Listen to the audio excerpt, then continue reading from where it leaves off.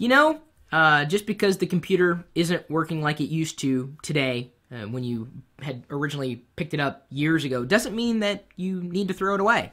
Maybe you need to reinstall the operating system, or maybe you need to try a different operating system. A computer that worked very, very well 5 years ago may seem slow by today's standards, but that doesn't mean that you can just toss it into a rubbish pile thinking, oh, I've got no use for it. What about possibly putting a new operating system onto that computer and do something else with it?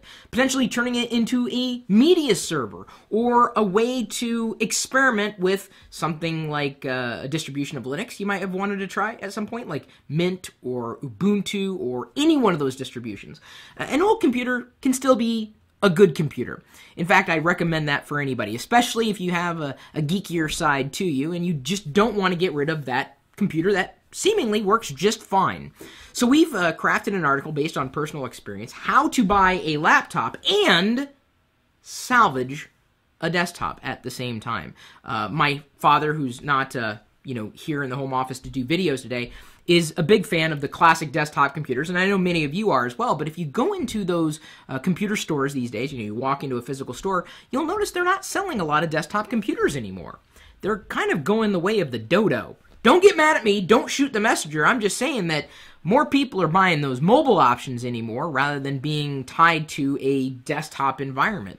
That's just the way of the future. Whether you like it or not, I can't, tell everybody what to buy. What they want to buy, what they want to buy, and ultimately it needs to match what their needs happen to be. So, if you find yourself faced with, do I buy a laptop or a desktop? Take a read, look at this article that we linked in the description, how to buy a laptop and salvage a desktop. I'm going to go ahead and +1 it, just like Brad Tomlinson, Ryan Carteret, Sean Jordan, and Robert Glenn Fogarty did right there. You can do the same thing. Feel free to tweet it and like it as well. Really, where do you draw that line between needing to buy or wanting to buy a laptop or a desktop? That is the question. Give us your answer.